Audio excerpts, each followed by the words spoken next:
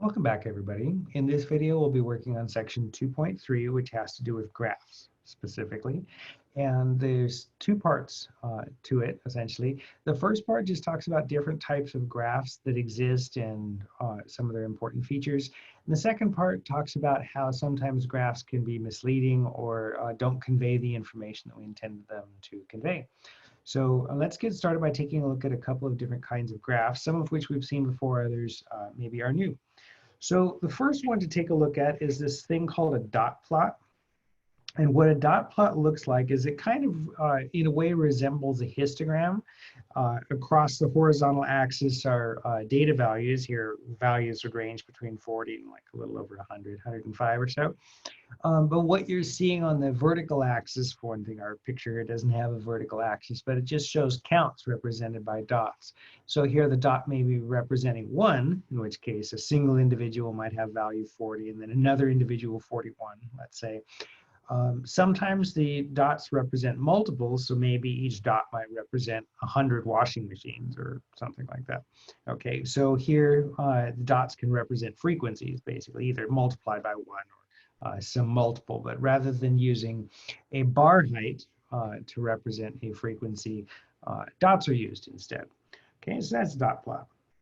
Okay, some important features on a dot plot. Dot plots show the basic shape of the data in the same way that a histogram does. So here you can tell at a glance that most of the values are between 50 and 80, and then there's this peak around 65. Maybe these are exam scores or something, okay? So it is usually possible to recreate the original data from a dot plot. So that's another important feature. Okay, we've seen a stem and leaf plot before. We saw that when we were working on making a frequency distribution.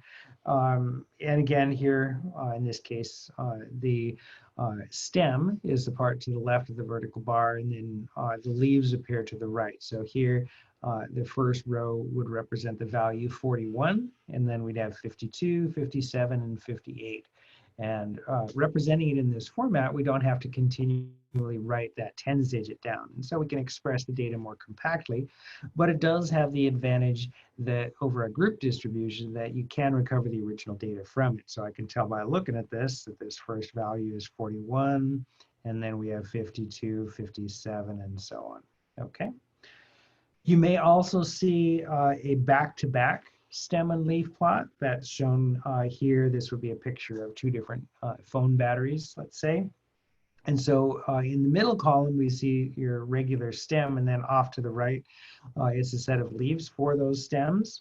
So looking here, we'd have 07. It's the key they're telling us is that 6 bar and 1 represents 61 hours. So the smallest value on the right would be 7 hours, and then 10 hours, 15 hours, 15 hours, and so on.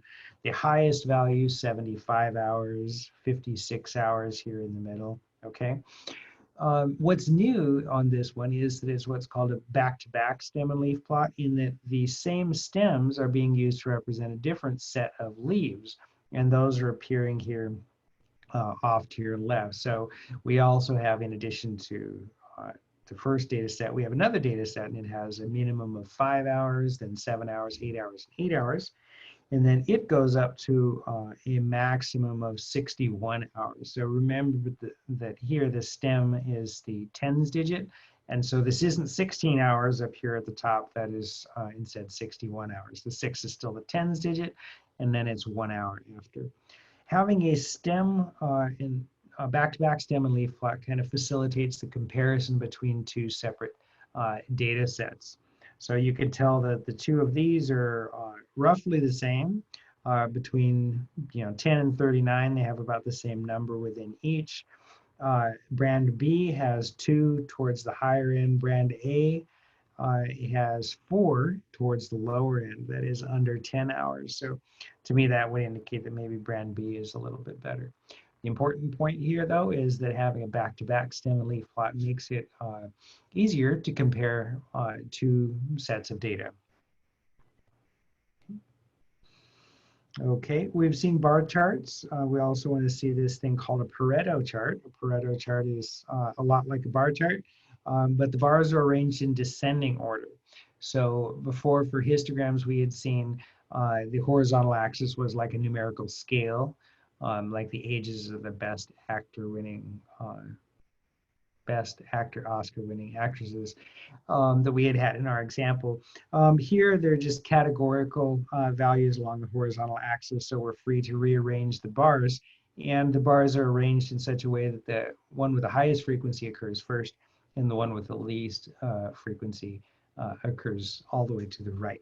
So in a way, that could tell you what is the most important categories. Here, it looks like the story is about stolen boats according to different types. Sailboats apparently are least frequently stolen, whereas jet skis are most frequently stolen. Okay. We also have frequency polygons.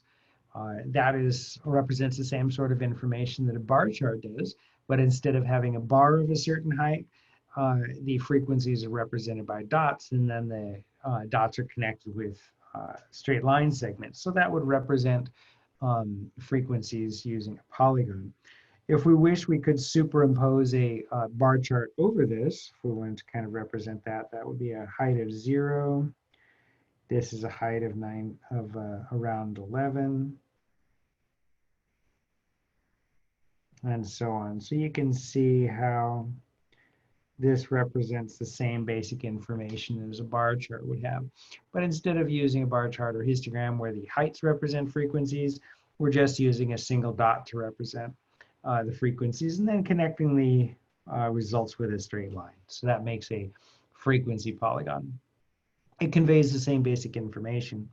The kind of upside to having a frequency polygon is that it's easier to superimpose two different data sets to compare them.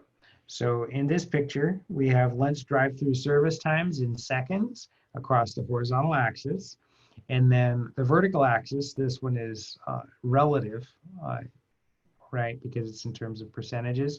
And we're comparing Dunkin' Donuts against McDonald's. So having these two as frequency polygons is going to be easier to compare them rather than trying to put two sets of bars right next to each other. So taking a look at this, we can tell that overall, it looks like Dunkin' Donuts is faster. More of their service times were shorter than that of McDonald's. McDonald's has a longer right tail than Dunkin' Donuts did. We could try to figure out why that might be so. Maybe Dunkin' Donuts has a smaller menu, right? Or something like that. But in any case, we can tell by looking at the picture that the service times overall for Dunkin' Donuts is lower than that of McDonald's. All right, so far this has been a look at certain kinds of graphical displays of data. As far as which one's best or better than any other, that just depends on what it is that you're trying to say with the data that you have. So you want to think about what information you're trying to convey. If you're trying to compare two sets of data where there are counts, a back-to-back stem and leaf plot might be useful. If you're trying to compare data, a frequency polygon might be useful, especially if it's relative in terms of percentages. If you have one data series and you're trying to establish importance of certain groups, then this Pareto chart might be most useful.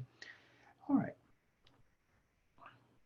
So the next part of this section has to do with basically graphs that deceive.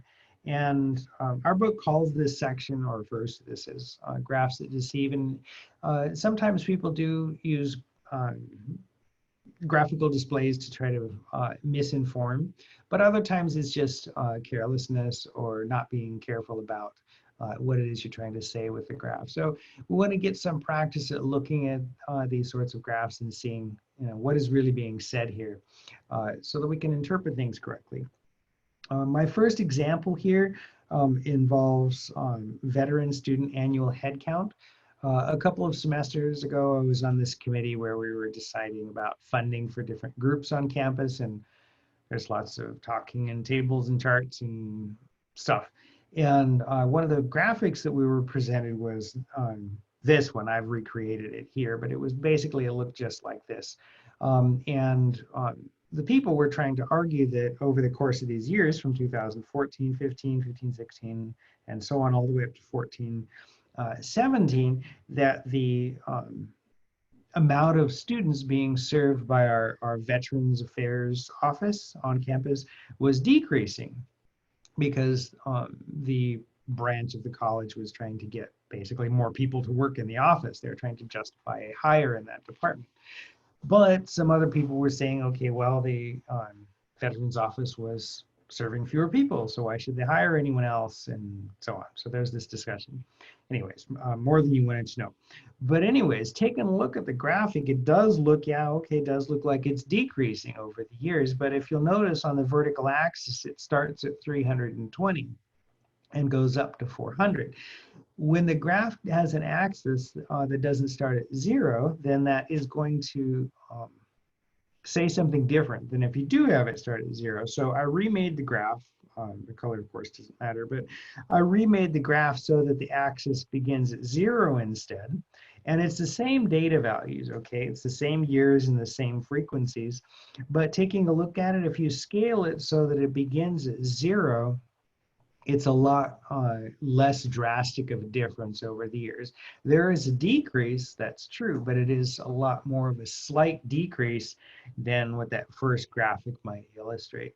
So if you're taking a look at a picture, the takeaway here, if you're taking a look at a picture like this and it's showing, you know, a bar graph or some other graph and it's showing a big trend, increase or a decrease, you want to make sure and take a look at the axis or axis scaling and see, does the axis begin at 0? And if not, why not? And if it did begin at 0, would that drastically affect what the appearance is? Okay, so that's something to look out for.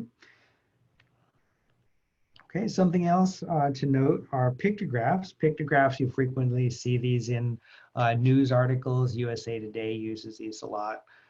When I was a kid, the World Book Encyclopedia was really huge on using these for their illustrations of all sorts of different things. The downside to pictographs, though, is that a lot of times they use the size in terms of length to compare a couple of sets of values, but it's human nature to compare objects in terms of their three-dimensional equivalents. And we live in a three-dimensional world, and so we think in terms of volumes when we're comparing sizes of things.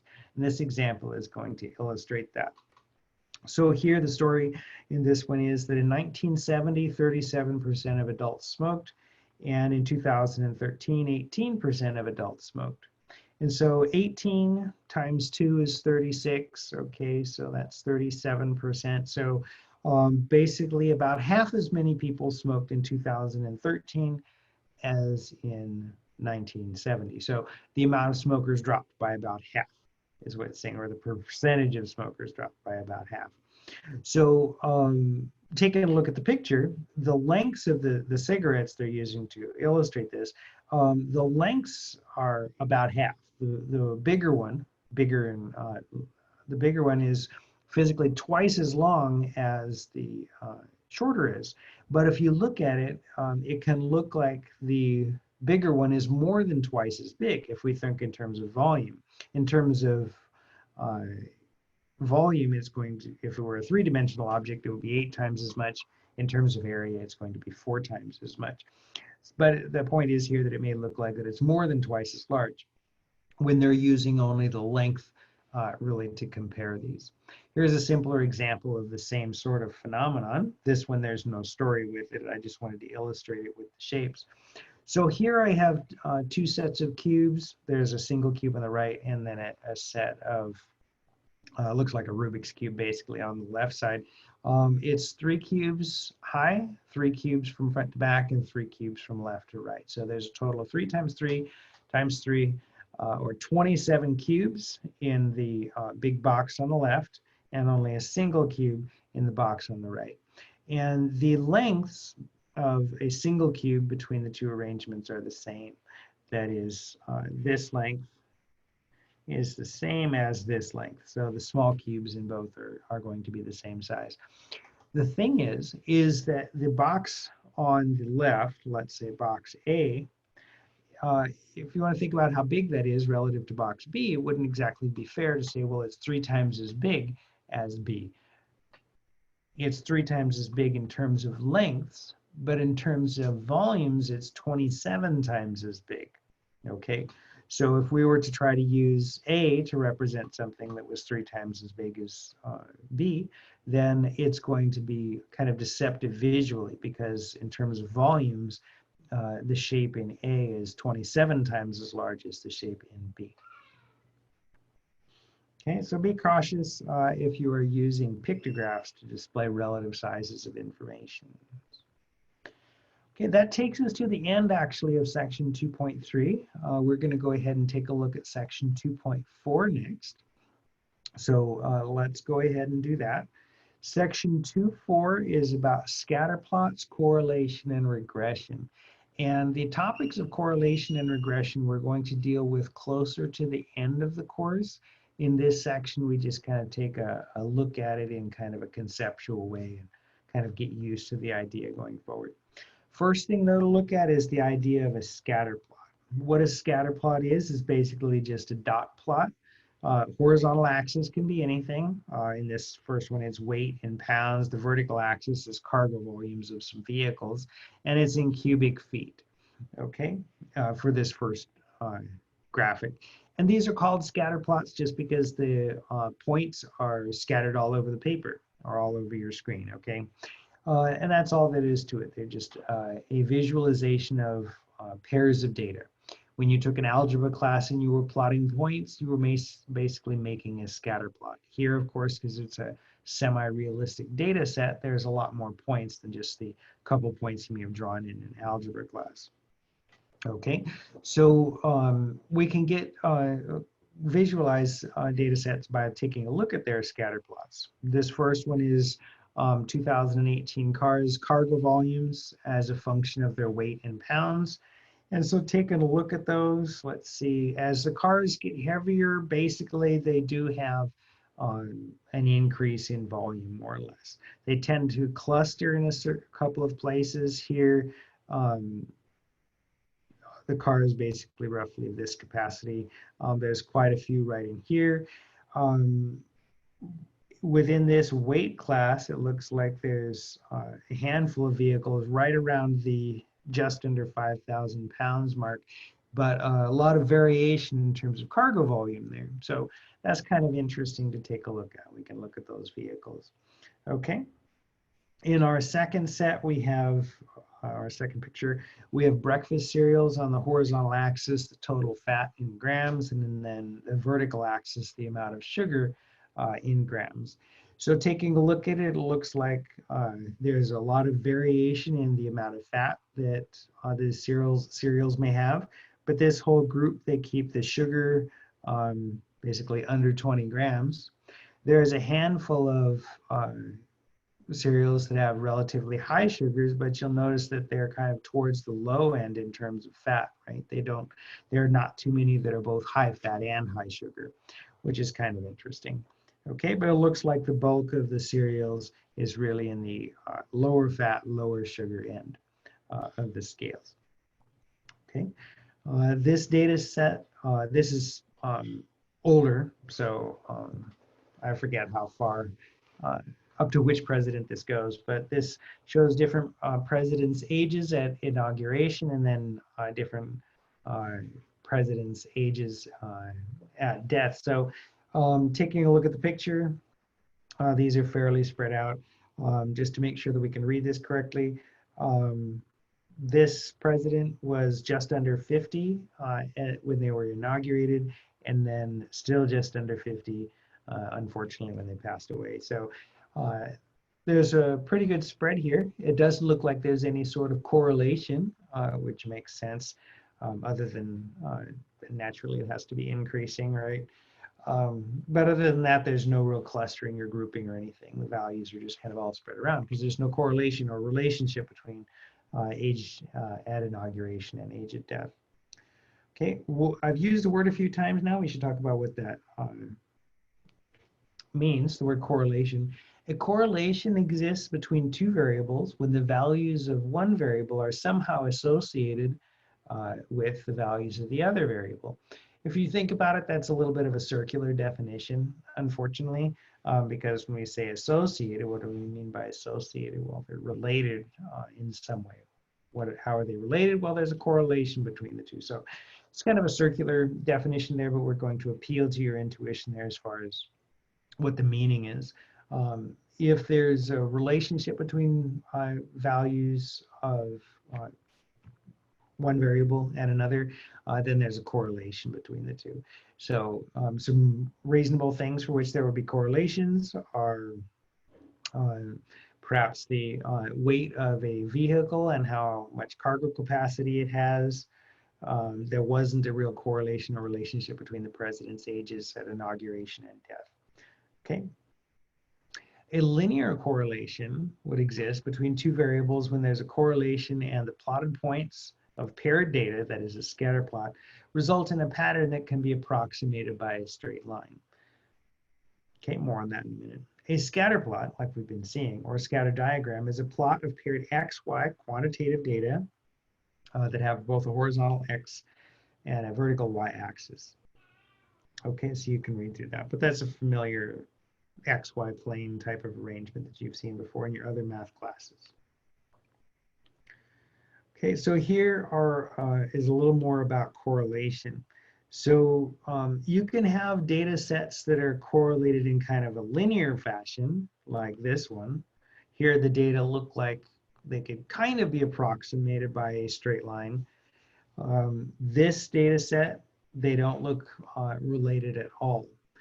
The data set in the lower right corner, the data do look like they lie along a curve. Looks more like a quadratic curve though, and not like a linear curve.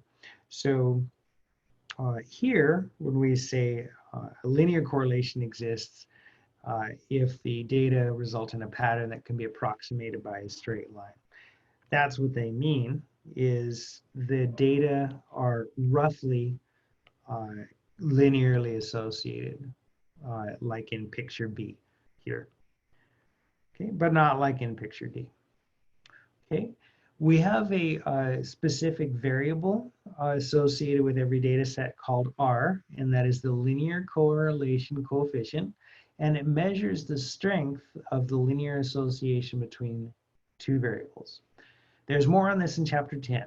Okay, so we'll look for that later. But one thing to note for now is that R always falls between -1 and 1. Okay, so taking a look at some of these, this first data set, there is a positive correlation of 0.851 between the variables X and Y. For B, there is a negative correlation. So you can think of this kind of like slope. In the first picture, as you look left to right, this should look like it's kind of going up, like you would expect a line in algebra to go up if it has a positive slope. Whereas on the second set, as you look left to right, the data values go down. In other words, for B, as X increases, Y decreases. For A, as X increases, Y increases. One other thing you'll note is that in A, the correlation is 0.851, they are, and then in B, it's -0.965. So I realize one is positive and one's negative, but aside from that, which one is closer to 1? The second one is closer to 1, B is, and it should look to you like the data is kind of more tightly bunched in a line, and the first one should look a little fuzzier.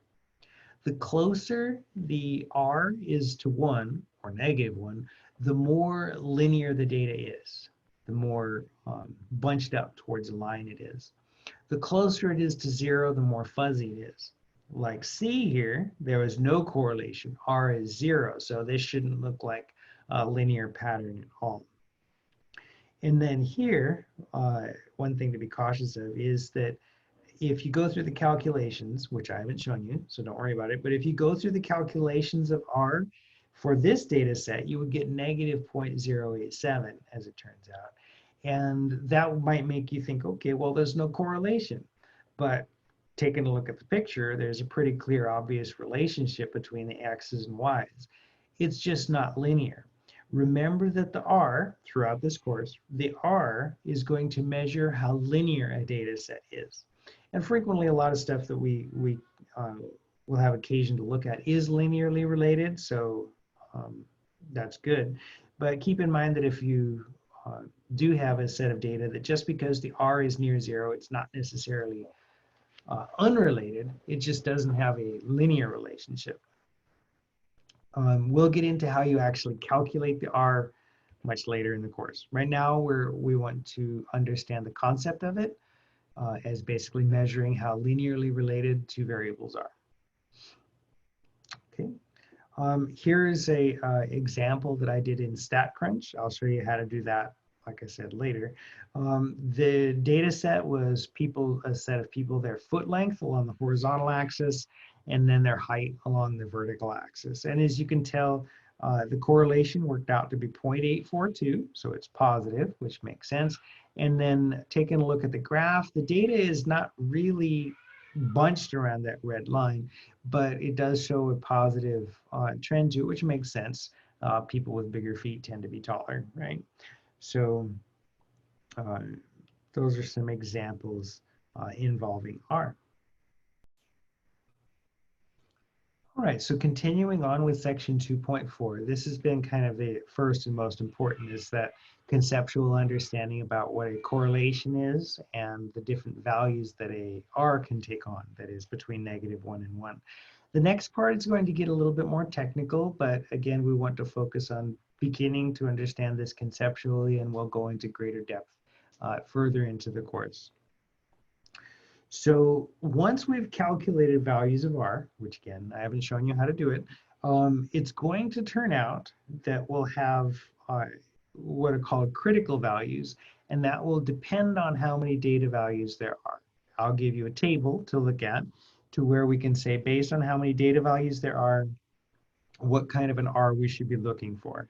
And based on that value of R, we'll look at this critical value taken from a table, and we'll decide whether or not our computed value of R, whether it falls outside of this range to the right or this range to the left. And if so, we'll conclude that the data is linearly related, and if not, we'll say it's not that linearly related. That part, I expect what I just said to be kind of confusing and kind of fuzzy, and that's okay. It will get better as we proceed. But what you want to take away from that still is kind of an understanding that the R measures how linearly related a data set is. Later, we're going to have a table where we're going to look up some numbers, we're going to calculate an R, and we're going to compare the two. And based on that, we're going to decide whether or not a set of data is linear or isn't. The specifics of how we do that, we're going to save for a later day. We're going to calculate a thing called a p-value, which stands for probability. Again, more on that later. That is going to tell us the probability of getting paired sample data with a R that is at least as extreme as the one we got from the paired sample data. Okay. A small p-value, such as 0.05 or less, suggests that the data is not likely to occur by chance if there is no linear correlation, and so it will support the conclusion that the data is linearly correlated. Okay, again, more on that part right here, this paragraph, you want to read through that about 5 times, or maybe more, but we'll go into more detail about what exactly that means going forward. For now, basically, you should know that there's this thing that's coming called a p-value, which stands for a probability, and it's related in some way to us being able to tell whether this data is linearly related or it isn't. Okay. Once we've decided that a set of data is linearly related, we'll be able to make up this thing called a regression line, or a line of best fit, or a least squares line. And it's going to be a line that in some sense best fits the set of data. How we actually go about doing that, we're going to save for a later date. But for now, what we want to know is if we've got a set of data and we want to try to represent that data by a linear relationship, how could we do it? If we calculate the R and go through a test to determine, okay, yes, this data set is linearly related, how can we set up a formula that kind of relates the X's and the Y's? And the regression equation, which is this thing that we're looking at right here, y, it's got this little symbol on top we'll talk about later, equals b0, that's a constant, plus b1 times x. That's a constant times x. So this is basically a special format of your equation of a line from algebra, y equals mx plus b. The slope's m, the y-intercept's b, right? That's going to describe this, what's called line of best fit, that best represents the data. It turns out that it takes a lot of calculating to actually create that line. So usually we let software do it for us. So here's an example output. So this data set involves I believe it was the heights of fathers and their sons, and or first sons and fathers. And the computer gave us a linear relationship between the father's age, the slope is 0.528 times the father's age plus a y-intercept of 34. That would give it was height, I think, height of that first son. And the r that we calculated is 0.55, which was not that good. As you can see, the data doesn't really fit that linear model very well. So this has been a lot. Okay, I realize that, and you may not understand it all that well right now, and that's okay. Like I said, we'll get into this in greater detail further into the course.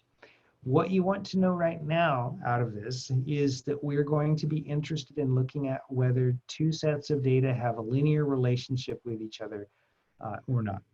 We're going to have a thing called R that we're going to calculate. It's always between -1 and 1.